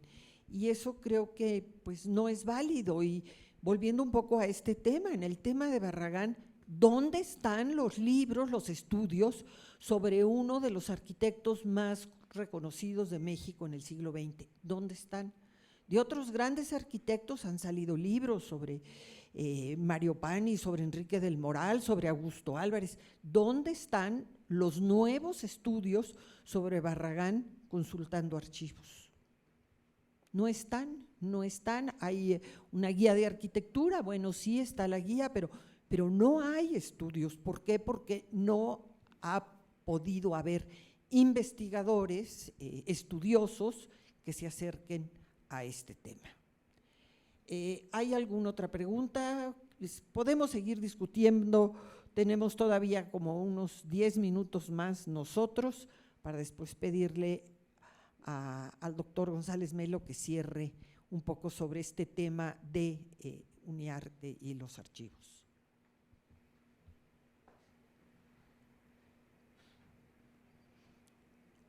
Yo quería que abordaran el punto que estaba haciendo el segundo, que es que una cosa es digitalizar archivos de patrimonio histórico y otra cosa es imaginar que con las leyes de autor que tenemos se puede poner en línea un archivo como el de MUAC. O sea, hay un problema de derechos de autor que está todo el tiempo interfiriendo esa utopía del acceso en línea. Sí, pero por ejemplo, no lo sé, yo, claro, está que esgrimen el tema de derechos de autor sobre Barragán, pero el archivo particular se ha podido trabajar y no hay problema de derechos de autor, porque pues son textos que ya tienen más de los famosos 30 años, o no sé cuántos años, que era lo que se tenía que conservar este tipo de cuestiones, ¿no? Sí, el problema, creo, en el MUAC es la cercanía en el tiempo de algunas de estas cuestiones. Hay un ejemplo que me gustaría traer. La Biblioteca del Congreso de Estados Unidos tiene una gran cantidad de materiales digitalizados y puedes descargarlos incluso en un formato que se llama JP2, no JPG, JP2, que es una maravilla porque puedes descargarte el mapa de Martin Balsemüller con la misma calidad que tiene el mapa de Martin Balsemüller, es idéntico.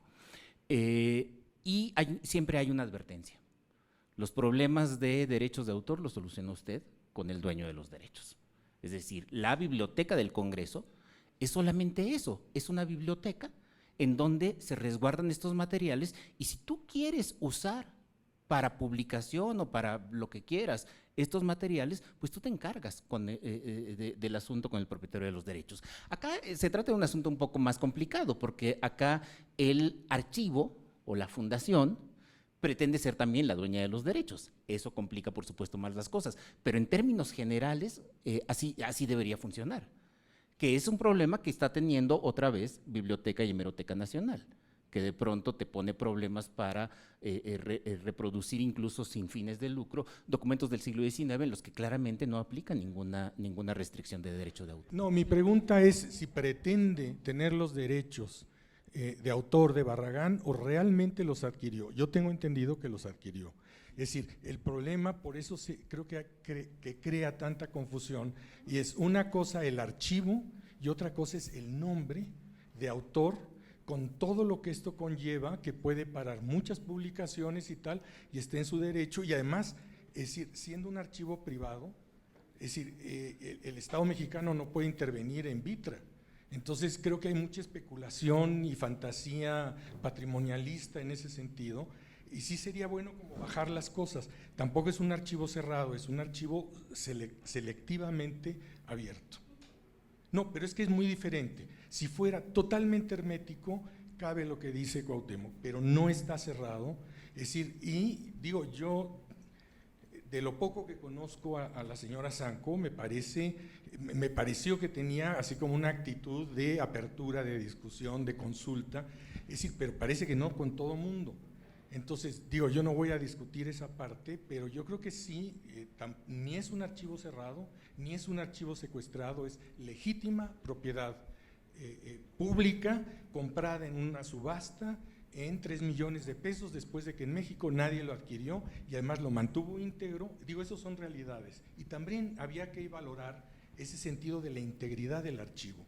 Estaríamos nosotros persiguiendo quién compró el plano fulano, quién el mengano, dónde quedó. Es decir, creo que ha habido un maltrato espantoso, o sea, un linchamiento con la señora Sanco, es decir, como parte de una obra de arte, pero la situación del archivo es otro nivel y habría como que bajarle a esta actitud de patrimonialismo muy barato, de lo tiene que regresar de ninguna manera. Y si a mí me preguntara, yo diría, ni de loca, ¿cómo se te ocurra? Limba, pero ni muerta. Lo diría en serio. Es decir, el archivo está perfectamente conservado en las mejores condiciones, no está en un búnker, está en un lugar de seguridad, y yo creo que esas son las faltas de respeto. Está en un búnker. ¿Cómo tienen que estar los archivos? En el lugar más seguro. ¿Estamos de acuerdo? Bueno, entonces, claro, si se trata de lanzar, digamos, una especie de acoso contra una persona para que funcione una obra de arte conceptual, es una cosa, pero realmente creo que si se va a analizar objetivamente qué pasa con el archivo de Suiza, la negociación por lo pronto no va por la vía de la agresión y el acoso, como si fuera la expropiadora del patrimonio nacional.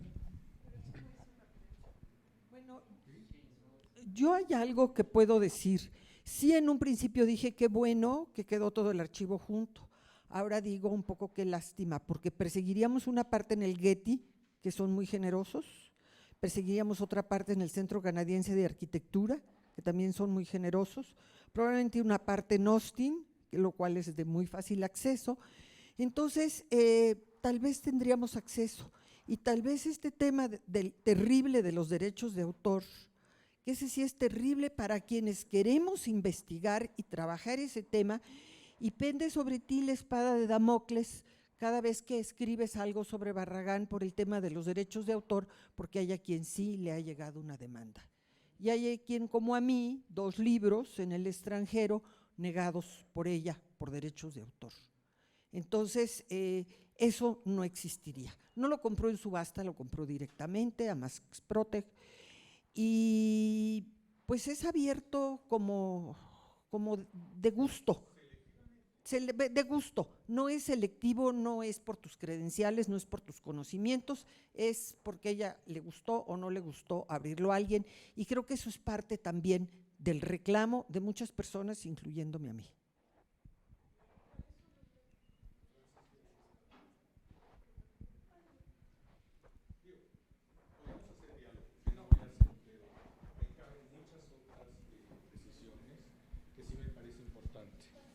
Sí, que podíamos dialogar, es decir, hacer lo que debió de haber sido esta reunión, un debate, por lo menos sobre ese punto álgido, pero es decir, se puede dar si hay un diálogo, pero si mandas una pregunta, y esto es muy difícil, realmente problematizar esa situación.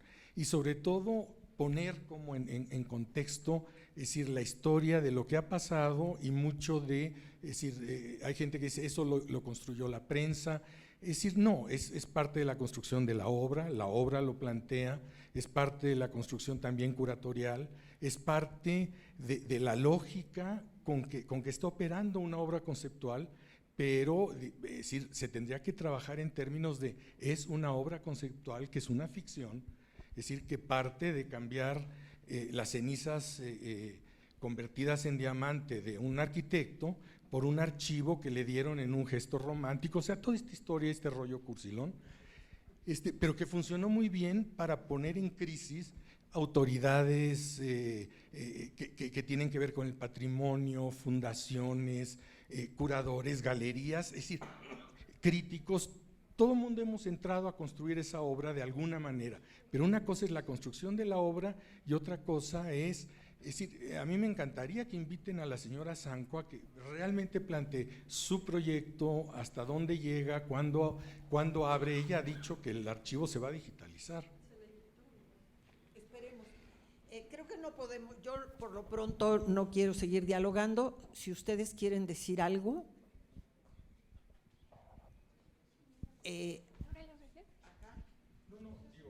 No, detrás de ti.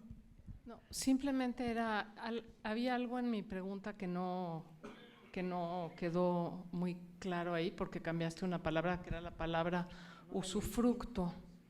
Y simplemente creo que en todo la pieza de Magui, y algo que me gustó de la pieza es que interroga algo que está en el centro de toda la problemática que estamos discutiendo hoy, que es la transformación de un valor patrimonial en un valor de cambio y en el usufructo de ese valor de cambio. Entonces creo que todos los historiadores que hemos intentado construir archivos, digitalizar archivos, utilizar archivos, publicar archivos, nos hemos enfrentado a esa lógica de usufructo, digamos, privado y digamos, está convertido el patrimonio, que es algo que debería de ser algo común a una nación o a un grupo de personas, está convertido en algo que se intercambia por dinero y mucho, ¿no? Entonces, siendo una universidad que somos, no quiero decir, Alfredo, que la universidad tome el papel del Estado, pero en tanto universidad sí creo que bien sea contrarrestando la ley de archivos o haciendo propuestas racionales de usufructo de lo común. Sí creo que hay que hacer una reflexión por ahí. Gracias. Sol, Naro, y después sí le pedimos al doctor González Melo nos haga una breve explicación. Bueno, a ver, sí. A ver. Sí, nada más dos cositas, sobre lo que ya también comentó Cuauhtémoc de los derechos de autor en el caso de los fondos del MUAC. Una cosa importante también es que son fondos muy heterogéneos y que no son solamente de un sujeto, ¿no? O sea, no es que yo le pido permiso a Maris Bustamante para poder proceder, sino que adentro de los acervos hay correspondencia, fotografías familiares, piezas de otros artistas, o sea, como que son una especie de legión en sí mismos, y para poder poner eso públicamente, sí, los derechos de autor sí son muy delicados si queremos hacer las cosas de una manera correcta. Y quería nada más también compartirles un dato, le pedí autorización para hacerlo público, no es para nada, digamos, Magid, porque aquí el sujeto está tomando, digamos, decisión con lo que van a ser sus restos, pero César Martínez tiene proyectado hacer una pieza artística con sus cenizas que quiere convertir en un reloj de arena. Digo, obviamente, y ya tenía desde hace varios meses, no nada más que, pues bueno, todavía no se muere, todavía no lo lleva a cabo, y es una situación muy distinta, pero digamos que aparecen las cenizas de alguna manera desde otro lugar. Brevemente, solo quiero decir que quería felicitar a la mesa porque me alegró, me da mucho gusto que un asunto particular sobre el que hubo tanta atención mediática diera pie a una discusión general de una preocupación compartida por muchísimos historiadores y profesionistas, investigadores que estamos enfrentando desde hace mucho tiempo las dificultades de consultar documentos y que tememos que sean mayores con la Ley General de Archivos. Entonces quería felicitarlos por eso y simplemente insistir en un punto que me pareció fundamental y que rescato de varias ponencias de la mesa. Difundir es fundamental en el trabajo, esa es la esencia de los archivos y esa debería ser la responsabilidad máxima. Conservar no tiene ningún sentido si no se difunde y conservar en sí mismo no tiene ninguna razón de ser. En ese sentido, me gustaría señalar solamente dos cuestiones. Difundir sí es conservar no es difundir. En la medida en la que se difunde, entonces se conserva en la memoria histórica y es posible discutir y reflexionar sobre aquello que se guardaba celosamente. Y otra cuestión, digitalizar no equivale ni a conservar ni a difundir. Digitalizar en realidad plantea más problemas para la conservación, pues es necesario ahora también conservar lo digitalizado. Entonces, la digitalización solo es útil y solo es válida en la medida en la que se difunde. Y por eso, todos los proyectos de digitalización que deberían ser prioridad en los archivos deberían ir acompañados de proyectos de difusión de lo digitalizado. Muchas gracias.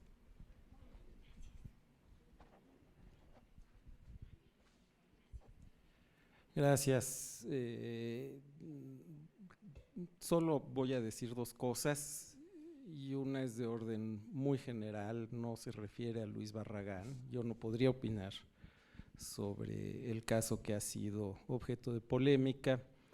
pero pienso desde hace tiempo, desde mucho antes de que este asunto se discutiera o surgiera, que los modernos, la cultura moderna, la política moderna, buscaron ampliar el territorio de lo público. Y si la modernidad hizo algo, fue buscar consolidar lo público. Y esto nos lleva a una paradoja porque no todo lo moderno va a ser público, va a haber territorios muy amplios de la historia moderna, de la cultura moderna, que no van a ser públicos. Y a todos los que nos ocupamos de esa época histórica, esto nos plantea un problema ético, desde mi punto de vista, mayor. Yo quisiera decir que más allá de esto, esta es una casa de libertades, la UNAM es eso, y este instituto también. Se han expresado todos los puntos de vista, sin cortapisas. Desde luego, a lo mejor algunas de las instituciones de las que se habló querrán en algún momento aclarar su posición. Yo tengo la certidumbre de que en algunos aspectos que se mencionaron ha habido progresos, pero a lo mejor son quienes están a cargo los que deben hablar. En lo que se refiere al instituto, la posición que tenemos es que desde luego nosotros no podríamos ni almacenar todos los archivos ni catalogarlos todos, que a veces es un poco la expectativa con la que se acercan a la UNAM gentes con muy buena intención que quieren una asesoría profesional. Lo que en cambio sí pienso que es una obligación moral nuestra, pero además una obligación que está en nuestras leyes, en nuestro ethos, es trabajar para que se profesionalice la labor de catalogación y ordenamiento, organización de todos los acervos, no solo de los archivos, los acervos artísticos también, porque estamos en un momento de cambio tecnológico que si esa organización no se hace con criterios profesionales, no solo no va a permitir la difusión de los acervos, sino que además va a ser más un obstáculo que una ayuda. Entonces sí tenemos en el instituto algún par de iniciativas en el sentido de ayudar lo más que podamos, y somos un instituto pequeño, para coadyuvar en la formación y en tanto de las personas que pudieran ayudar en la catalogación como de los criterios, de los estándares profesionales para que esta organización sea óptima. Estamos hablando de ocupaciones que requieren de doctorados y cosas así, entonces lo que estamos haciendo escapa de la coyuntura y se sitúa en el muy largo plazo, que también es el de la UNAM, por cierto. Yo quisiera, a nombre del instituto, agradecer a todos su asistencia, su entusiasmo, su pasión y su participación.